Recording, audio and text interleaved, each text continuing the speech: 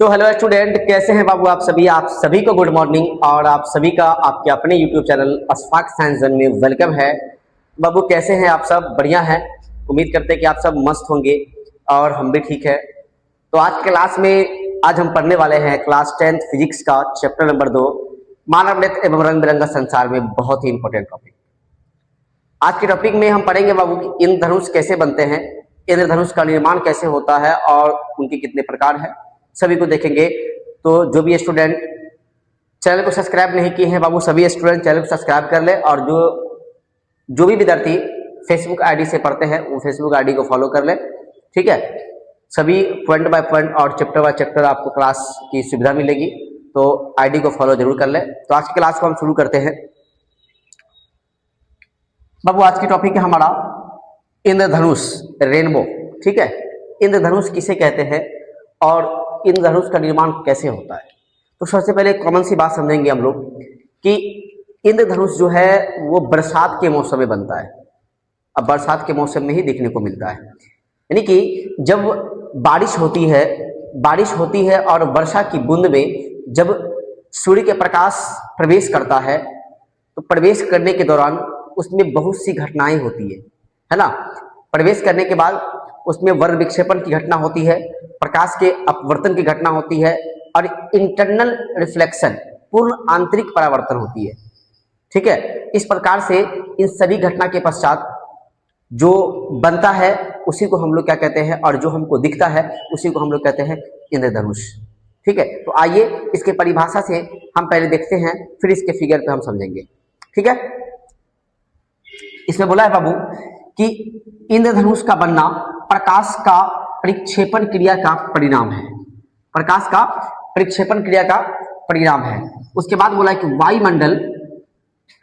वायुमंडल में उपस्थित वर्षा की बूंदे द्वारा प्रकाश के अपवर्तन, पहला बोला है प्रकाश का अपवर्तन तथा पूर्ण आंतरिक परावर्तन के पश्चात विक्षेपित होने से इंद्रधनुष का निर्माण होता है। यानी कि वायुमंडल में जो वर्षा की बूंदें होती है उसमें कौन कौन सी घटना बोला है, प्रकाश का अपवर्तन एवं पूर्ण आंतरिक परावर्तन, और क्या बोला है, पूर्ण आंतरिक परावर्तन के पश्चात विक्षेपित होने से क्या होता है, इंद्रधनुष का निर्माण होता है, ठीक है। उसी में बोला है अर्थात प्रकाश के अपवर्तन, पूर्ण आंतरिक परावर्तन तथा विक्षेपित के संयुक्त प्रभाव के कारण इंद्रधनुष का निर्माण होता है। यानी कि हम कह दें कि प्रकाश के अपवर्तन, पूर्ण आंतरिक परावर्तन और विक्षेपित के दौरान जो बनता है बाबू वही तो है इंद्रधनुष, ठीक है ना। उसके बाद बोला है कि इंद्रधनुष सदैव सूर्य के विपरीत दिशा में वृत्त के चाप के रूप में दिखाई देती है। यानी कि अगर आप देखें, अगर सूर्य हमारा पूर्व में है तो हमको इंद्रधनुष पश्चिम में दिखेगा, अगर हमारा सूर्य पश्चिम में है तो हमारा जो इंद्रधनुष होगा वो पूरब में दिखेगा। यानी कि सूर्य के विपरीत दिशा में इंद्रधनुष का निर्माण होता है। अगर सूर्य पूरब की दिशा में है तो 100% जो इंद्रधनुष बनेगा वो पश्चिम की दिशा में बनेगा, और अगर सूर्य पश्चिम की दिशा में है तो इंद्रधनुष का निर्माण पूरब की दिशा में होगा, ठीक है ना। चलिए उसके बाद बोला है यहाँ पे कि बोला कि वर्षा के पश्चात आकाश में सूर्य प्रकाश की उपस्थिति में जल के सूक्ष्म कणों में दिखाई देने वाला इंद्रधनुष एक प्राकृतिक स्पेक्ट्रम है। यानी कि अगर बात करें तो जब सूर्य प्रकाश की किरण आती है और वर्षा की बूंदे में प्रवेश करती है तो उस बूंद के अंदर इंटर करने के बाद, मतलब प्रवेश करने के बाद उसमें क्या होता है, रिफ्रैक्शन होता है, वो फैलता है, ठीक है। मतलब फैलने के बाद क्या होता है कि वो 7 अवयवी रंगों में उस बूंद के अंदर, उस वर्षा की बूंद के अंदर ही 7 अलग अलग रंगों में फैलता है, और वही उसी बूंद के आंतरिक सतह से टकराने के बाद वहां पे रिफ्लेक्शन होता है ना, जिसको इंटरनल रिफ्लेक्शन कहते हैं बाबू। और उसके बाद पुनः लौट जाता है और फिर से उसी बूंद के, है ना, सतह से होकर बाहर निकलता है, फिर वहां पे रिफ्लेक्शन होता है। कहने का मतलब है कि सर इसको समझे कैसे, तो आइए हम आपको समझाते हैं देखिए ये सूर्य का प्रकाश है बाबू, सूर्य का प्रकाश, ये आपका पूरा का पूरा क्या है, वर्षा की बूंदे, वर्षा की बूंदे हैं। सूर्य का प्रकाश जब यहां से इंटर कर रहा है, इंटर कर रहा, तो यहाँ पे कौन सी घटना हो रही है, इस जगह पे यहाँ पे हो रही है प्रकाश का अपवर्तन। यहाँ पे कौन सी घटना हो रही है, अपवर्तन की घटना, अपवर्तन की घटना हो रही है। और यहां से क्या होता है कि प्रकाश की किरणें मतलब 7 अवयवी रंगों में विभक्त हो जाता है। हम यहाँ पे 2 रंग को दर्शाए हैं, ठीक है।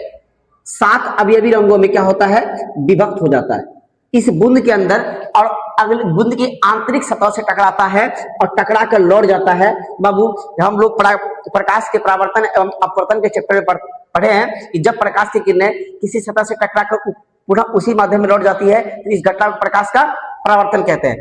तो यहाँ पर तो प्रकाश का अपवर्तन की घटना हुई, लेकिन यहाँ पर कौन सी घटना हो रही है, परावर्तन की घटना। लेकिन कैसी घटना, इंटरनल रिफ्लेक्शन हो रहा है ना, आंतरिक परावर्तन हो रहा है, पूर्ण आंतरिक परावर्तन।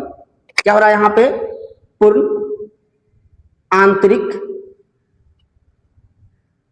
परावर्तन हो रहा है, मतलब इंटरनल रिफ्लेक्शन हो रहा है। और फिर से यहां से क्या होता है, प्रकाश है ना बाहर निकलता है, और फिर यहां पर क्या होता है बाबू, रिफ्लेक्शन होता है, यानी कि फिर यहां पर क्या होता है, अपवर्तन होता है। और इस प्रकार से जो सूर्य के जो हमको इंद्रधनुष दिखाई देता है, वो सबसे ऊपर का जो किनारा होता है, सबसे मतलब बाहरी किनारा होता है, वो लाल रंग का दिखता है, और सबसे आंतरिक किनारा जो होता है वो क्या होता है, बैगनी रंग का होता है। और इसी दोनों के बीच में सभी रंगें होती है ना, और पूरे रंगों का एक समूह हमको दिखता है, एक रंगीन पट्टी प्राप्त होती है बाबू। और उसी रंगीन पट्टी को हम लोग क्या पढ़े थे, स्पेक्ट्रम कहे थे। इसलिए बोला है इसमें कि वर्षा के पश्चात आकाश में सूर्य प्रकाश की उपस्थिति में जल के सूक्ष्म कणों में दिखाई देने वाला इंद्रधनुष क्या होता है, एक प्राकृतिक स्पेक्ट्रम है। और स्पेक्ट्रम को हम क्या पढ़े थे, स्पेक्ट्रम को यही पढ़े थे ना कि प्रिज्म से जब प्रकाश श्वेत प्रकाश गुजरती है तो गुजरने के बाद एक पर्दे पर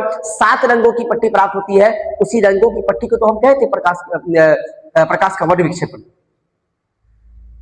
तो वही अब उसी को क्या बोले थे बाबू, प्रकाश का वर्ण विक्षेपण के पश्चात जो 7 रंगों की पट्टी प्राप्त होती है उसको हम बोले थे वर्णपट बोले थे, या उसको स्पेक्ट्रम कहे थे।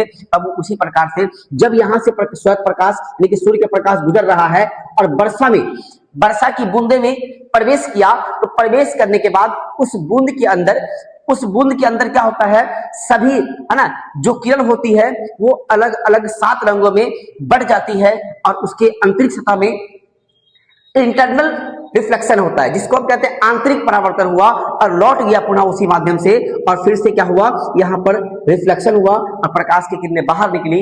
इस प्रकार से हमको दिखने वाला जो होता है वो ऊपर का आंतरिक सतह लाल का होता, बाहरी सतह, और जो आंतरिक यानी कि नीचे की सतह होती है वो होती है बैगनी रंग की, और इसी दोनों के बीच में सभी रंगें होती है। इस प्रकार से बाबू क्या होता है, इंद्रधनुष का निर्माण होता है। कहने का मतलब है कि बरसात के मौसम में ही इंद्रधनुष का निर्माण संभव है, ठीक है ना। चलिए आगे देखते हैं हम लोग। उसके बाद बोला है कि बाबू कि इंद्रधनुष 2 प्रकार के होते हैं। पहला होता है प्राथमिक इंद्रधनुष, और दूसरा है ना द्वितीयक इंद्रधनुष। पहला क्या है, प्राथमिक इंद्रधनुष, और दूसरा क्या है, द्वितीयक। तो बाबू यहां पर देखिएगा, हम अगर प्राथमिक इंद्रधनुष और द्वितीयक इंद्रधनुष के बारे में अगर बात करें, तो जो प्राथमिक इंद्रधनुष होता है उसका बाहरी किनारे का भाग लाल रंग का होता है तथा आंतरिक किनारे का भाग बैगनी का होता है। किसका होता है, प्राथमिक इंद्रधनुष का क्या होता है, जो बाहरी किनारे का भाग होता है, बाहर वाला किनारे का भाग वो लाल रंग का होता है, और जो अंदर वाला किनारे का भाग होता है वो बैगनी वाला होता है। और प्राथमिक इंद्रधनुष जो होता है बाबू काफी मनमोहक होते हैं, काफी क्या होते हैं, मनमोहक होता है। यानी कि अगर हम ऐसे कहें, मनमोहक का मतलब ये हुआ कि ज्यादा देर तक टिकता है, बहुत देर तक दिखता है। लेकिन इसी का अगर हम बात करें द्वितीयक इंद्रधनुष के बारे में, तो जो द्वितीयक इंद्रधनुष होता है उसका बाहरी किनारे का भाग जो होता है वो बैगनी का होता है, और द्वितीयक का आंतरिक किनारे का भाग जो होता है वो लाल रंग का होता है। अब आप इस तरह से कह सकते हैं कि ये इंद्रधनुष मलिन होता है, यानी कि देखने में मलिन होता है और ये जल्द ही गायब हो जाता है। इस प्रकार से हम इंद्रधनुष के बारे में समझे हैं बाबू, और आप सभी स्टूडेंट को भी समझ में आ गया होगा। और जो स्टूडेंट समझ गए हैं, अच्छे से समझ गए बाबू, वो कमेंट जरूर कीजिएगा। और आप सभी पहले इसका स्क्रीनशॉट ले लीजिए, ले लिए बाबू। आप सभी से हम मिलते हैं अगली क्लास में अगले पॉइंट के साथ, और हम देखेंगे कि वायुमंडलीय अपवर्तन से संबंधित बहुत सारी घटनाएं हैं, उन सभी घटनाओं को एक एक करके देखेंगे हम सभी। इसमें से एक हम शायद पिछले वीडियो में पढ़ लिए थे, और सभी जो बचे हैं उनको हम देख लेंगे। तो आप सभी से हम मिलते हैं अगली क्लास में बाबू। आप सभी स्टूडेंट चैनल को सब्सक्राइब जरूर कर लेंगे और वीडियो को लाइक और शेयर जरूर करेंगे बाबू। धन्यवाद।